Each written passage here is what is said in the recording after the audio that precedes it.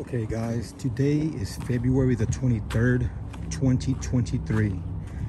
What I'm working on here is a material unloader from Northern Tool. I've bought two of these units in the past and they're both a piece of crap. I like the idea or the concept of the product, but the workmanship is a piece of crap. On both occasions, the pipe that runs through here, through the arms of the unit, come in a two-piece, and they join together at the center with a bolt, not a bolt, a screw, a heavy-duty screw. So it's a two-piece unit. I think they do that to keep it compact, shipping and sales, I guess, and stacking in the warehouse. But that the way they have the unit built is a piece of crap. What I'm doing now is I'm showing you how to improve so that you won't have to throw away these, because I have two sets of these. Well, yeah, because I bought two units. They both completely broke off in the center, and also they broke off right here. The piece of pipe that they use is a very cheap, thin piece of pipe that runs through the center on both ends.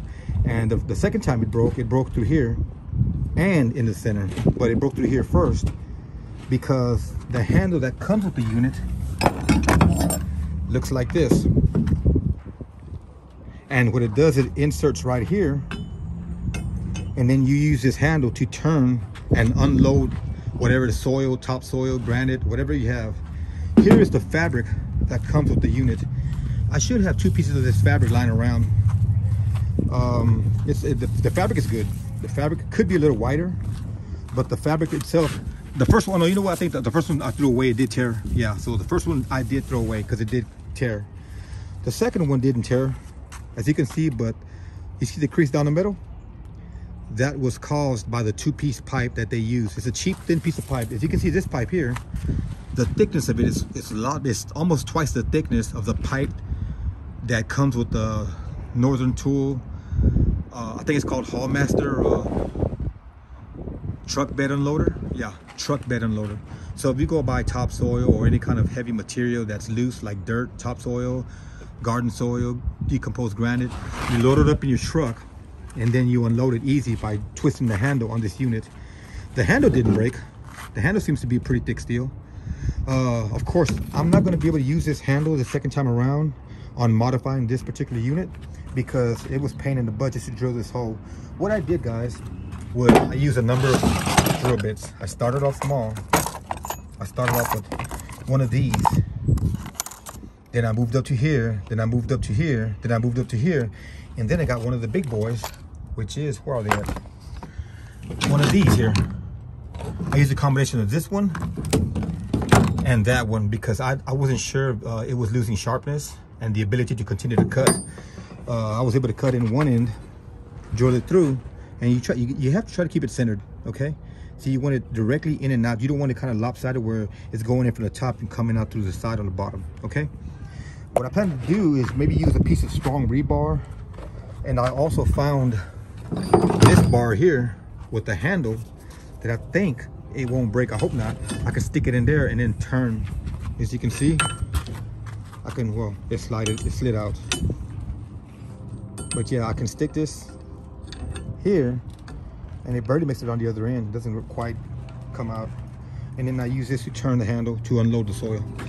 Okay, so go to Home Depot, buy yourself a steel pipe. I'm thinking this is what do you say? It's a 1-inch pipe. Yeah, it looks like 1 inch in the center diameter. And another thing you have to do, because this pipe will not fit, I couldn't find a pipe that fits automatically into this unit here. So what I did is on both units, I used two pieces of equipment, and then we find them. One of the equipment that I use is this here. It's a Dremel tool with a sanding attachment. It spins real fast, and what I do is I hone it out. You have to hone this thing out slightly a little bit because the pipe does not fit in here quite. If you force it in, you can probably get it in, but then you won't be able to turn it around to unload the product. The second piece of equipment that I used was a hand filer. If I can find it. Here we go. I use this. I use this because it's rounded on one end, and I was able to get it inside there on the end portion and just kind of rub in all the way around. Make sure you go all the way around. You want to keep it even as much as possible. It doesn't have to be perfect, but you do want to keep it even. So this rounded portion of the file I used, and I rubbed it around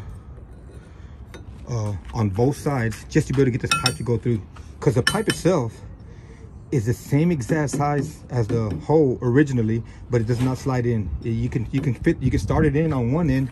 The threads went in, and that's as far as it went, because the threads are smaller. Once it comes to this point here, it does not go in. So what I have to do is I use my Dremel tool as a honing tool, and I hone the hole slightly bigger on both ends. And I use this, and I use this.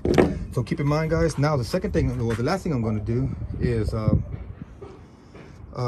well, let me recap the tools that you need. You need drill bits, various sizes. You also need, on a drilling into a steel pipe like this, you want a hole punch, preferably a spring type hole punch where you just press it in and whatever. You can use a hole punch with a hammer, that's fine, but this is a lot easier. All you do is press it in, well, and it kind of makes a little indentation, as you can see right there. See that tiny indentation? What that does is it allows the drill bit to grab a hold at that particular point without it riding along the pipe trying to make a hole. So get a hole punch. You need a rounded off hand filer. You need a Dremel tool or anything of the such, anything that's going to be able to hone around these holes here before the pipe goes in. You want to use this, go around in even strokes all the way through on both ends, because as you can see, the tool does not go all the way around to the other end of the plastic or rubber arm. So you just go in this particular motion, and either way, either motion is fine, but make sure you get on both ends. Because, okay. Also on this one here, I already said various drill bits. You want to start small, move your way up little by little, and then go all the way up to what you see here is a 1/2 inch. Either one, whichever one works for you. The fabric you need to use, again, you need to use this product here, and get some screws that are metal screws, kind of like sheet metal screws, and maybe a washer. And when you screw this fabric onto here, back to where it was,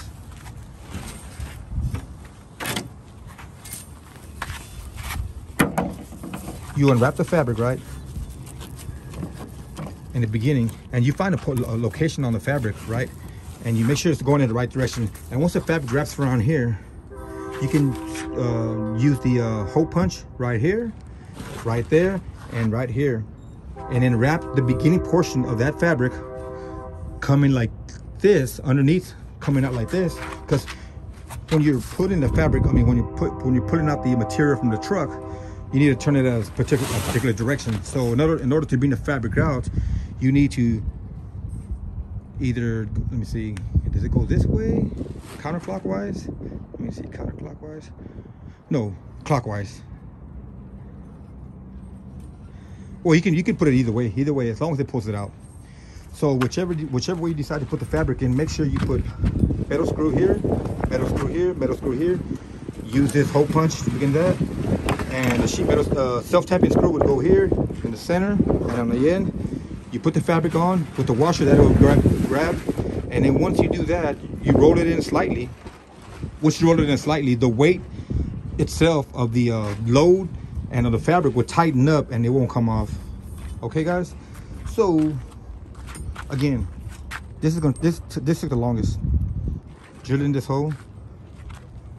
So if you want to buy the material unloader or truck unloader at Northern Tool, it's going to be a waste of money with the way it comes. But if you spend a little extra money, I don't know how much this pipe costs now, but I bought it for about, I think, $25 back then at Home Depot. It may cost a lot more now, but this will keep the unit working for a long time, more than the original product itself. Like I said, the original product comes in a cheap pipe, very thin, and it always breaks in the center.